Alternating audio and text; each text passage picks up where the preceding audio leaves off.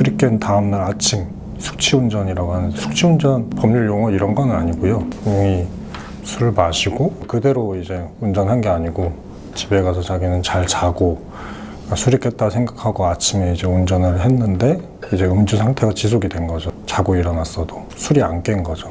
혈중 알코올 농도가 여전히 높은 상태. 근데 생각보다 그게 체질적으로도 좀 차이가 있긴 한데 대부분 좀 많이 마시고 나서 한 대여섯 시간 충분히 잤다고 생각을 했는데 이제 다음날 아침 일찍 출근해야 되거나 운전을 하는데 이제 그때가 사실 되게 위험하거든요. 가벼운 접촉사고가 있을 수도 있고 접촉사고 났을 때 그 자리에서 그냥 뭐 해결하면 상관이 없는데 만약에 분쟁이 있다거나 그래서 경찰이 와서 교통사고를 이제 중재처럼 해주잖아요. 그러면 바로 제일 먼저 하는 게 음주 측정이거든요. 아침에 주로 이제 많이 걸리는 경우가 많은데 저랑 진 변호사님이 했었던 거는 2번이었어요. 이제 첫 번째는 골프 갔다가 접대 자리에서 이제 술을 많이 먹고 차 안에서 잠든 거예요. 깨보니까 아침 시간이어서 꽤 오래 한 6시간, 7시간 잤는데 괜찮다고 생각을 하고 정신도 멀쩡하고 그래서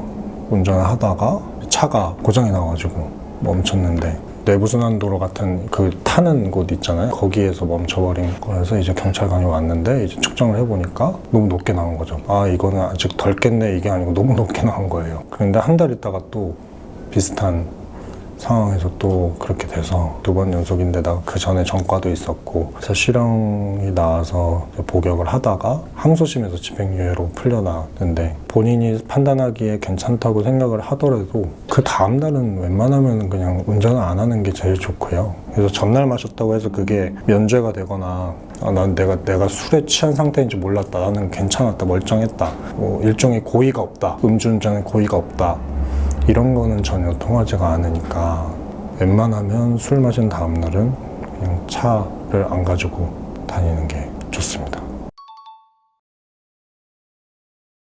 그렇다고 해서 처벌이 안 되는 건 아닌데 그래도 판사도 사람이기 때문에 충분히 자고 일하는데 본인이 미처 이제 생각을 못 한 거잖아요. 괜찮다고 생각을 하고 했는데 신체적으로 이제 술에 취한 상태였던 것 뿐이니까 그런 사정을 감안해 주기도 하고 뭐 여러 가지를 저희가 변호사들이 주장을 하죠. 그러니까 최대한 이제 관대하게 처분해달라, 선처해달라. 현재 뭐 아이를 이제 키워야 된다거나 본인이 이제 혼자서 부양을 한다거나 이 사람이 실형을 받게 되면 다른 가족들이나 뭐 큰 피해가 있는다 뭐 그런 거나 이제 뭐 주변에서 탄원서 받고 평소에 어떻게 해왔었고 그리고 교육받는 거 그리고 치료받는 거 알코올 의존증 치료라고도 하는데 뭐 그런 치료가 또 있거든요. 본인도 모르게 이제 기억이 없는 상태에서 습관적으로 운전하는 사람도 있고 술을 좀 과도하게 먹게 되는 기억이 없고 인사불성이 될 정도로 한 번 마시면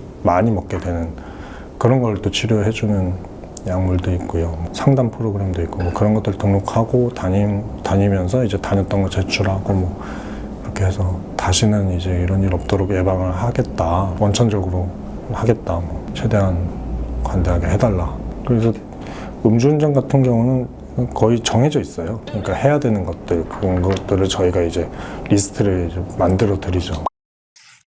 약물 운전도 있습니다. 이제 뭐 자려고 이제 수면제를 먹었는데 갑자기 운전할 일이 생겨가지고 운전을 하다가 사고가 나거나 아니면 뭐 부주의로 사고가 나거나 아니면 졸려가지고 잠깐 깜빡 졸거나 뭐 이런 경우에도 그 음주운전이랑 거의 유사하게 처벌이 되니까 뭐 그런 부분도 있고요.